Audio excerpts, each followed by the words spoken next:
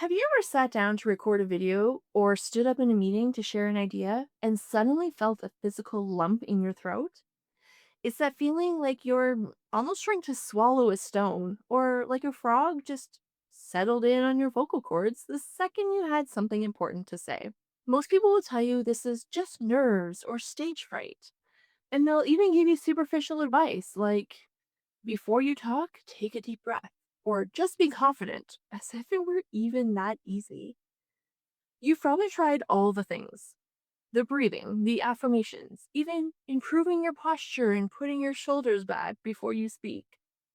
But if you know your material inside and out, and your voice is still shaking or cutting off entirely, it's not necessarily a preparation problem, it's a physical block. Your nervous system is physically bracing your throat because it has labeled your truth as a threat to your safety. For centuries, not only across your lineage, but also the lives that you have lived yourself, speaking the unwatered down truth wasn't just risky, it was a liability. And when we talk about the witch wound, we aren't just talking about being persecuted. We're talking about the promise or the commitment that we made to ourselves to protect our lives, to protect the people we loved. Whether you made that promise because you felt maybe weak in the moment or because it was maybe the only logical way to survive, the result is the same. You told your body that silence equals safety. We literally agreed in that moment to never speak of what we knew. That promise, that energy, it's soul data. And it's something that you are still carrying forward today. Your nervous system is, well, it's basically like a loyal soldier, still following a manual that was written 300 years ago. You don't necessarily lack confidence. Your body is simply following a strategy designed to keep you from being seen. Because for a long time, being seen meant being targeted. So try checking in with your throat right now. How does it feel? Do you feel a constant tightness, like a band is wrapped around your neck or your throat? Does it feel like there's a stone there permanently? Do you feel like you're constantly having to clear your throat, no matter what you do?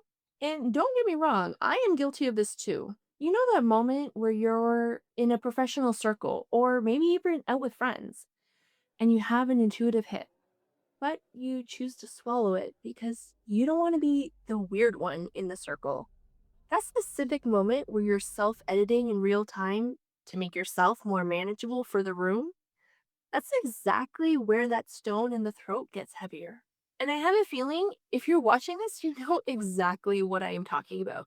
So comment below if you've ever felt your voice literally cut out right when you are about to say something important. Because what's actually happening is a form of internal censorship.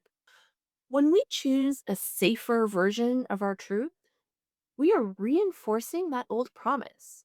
We are telling our body that the truth is still too dangerous to let out. Here's the reality: that constant bracing is a massive energy lag. That's why you can feel burnt out and exhausted, even if you haven't really done very much. Your body is using all of its power just to keep that lock tight. You are perpetually braced for a conflict that isn't actually happening. So, how do we actually move through this?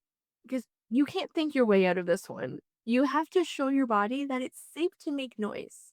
It's safe to speak your truth in 2026. So, instead of trying to push your voice through the tightness, try a physical reset. So, first, anchor your focus into your feet. Get the energy out of your head. Get it back into the ground. Then, try humming a low, steady note for a few seconds. And let the vibration sit right where that stone is. Just stay here for a moment and feel the physical vibration breaking up the lock, because it's basically breaking up the energy. You aren't trying to fix the lock, you're just introducing a new vibration into that space. You're showing your body that you can make noise and nothing bad is going to happen. You're telling your nervous system, I'm making noise and I am still safe. But to take it even a step further, you have to address the contract.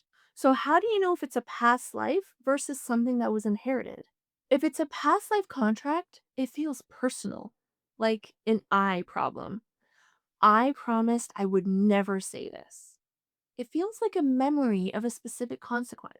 If it's ancestral, it feels more like a heavy, foggy blanket. It could sound even like the voice of your mother or your grandmother. And it could be saying something like, we don't talk about that, or we don't do that. One is a lock you put on yourself, and the other is a lock you were handed at birth. Now, it isn't a magic wand that deletes centuries of trauma in 5 seconds, as wonderful as that would be. It's more like a verbal resignation. Think of it like quitting a job. Saying the words, I resign, is a really simple sentence, but the impact of that sentence is pretty massive. These words are the legal notice, essentially, to your nervous system that it's allowed to stop the overtime shift of protecting you. So if it's your promise, and it feels like an I statement, and it feels like it's something from a past life, you can try saying something like, I recognize the promise I made to stay quiet. I release that commitment now. If it's inherited, feels like a blanket, feels like a we statement, might not even sound like your own voice. You can try letting it know, I am living in a time where my voice is my safety, not my silence. You can take this back. I'm finished with it. Just shoo it away.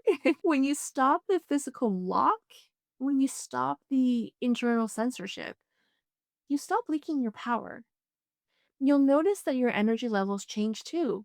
Your sleep improves and because your system is finally allowed to rest. You aren't fixing yourself. You're simply resigning from a contract that expired a long time ago. And this resignation, it doesn't need to be a big, elaborate thing. You really just need to get grounded. Ground yourself, tune into your body, tune into your energy. Even focus on that stone in your throat. Say it with authority, say it like you mean it. And hopefully you do mean it. And hopefully you really are ready to just get rid of that feeling, get rid of that energy. If you can feel that stone right now and you know that you're ready to stop the bracing, I put the Soul Frequency Bundle in the description below. It's specifically designed to help you settle that physical lock and clear the mental noise of those old contracts. And if you know you're self editing, but you need help identifying exactly which taboo interests are being blocked, the Intuitive Development Workbook is linked down below as well. I'm Amanda, the Intuitive Wife. If you found this video helpful, don't forget to hit that like button and subscribe so that you don't miss the rest of the series on the witch wound and how it's impacting modern life today. It's time to stop swallowing your truth and start being heard. Thank you so much for watching, and I will see you in the next video.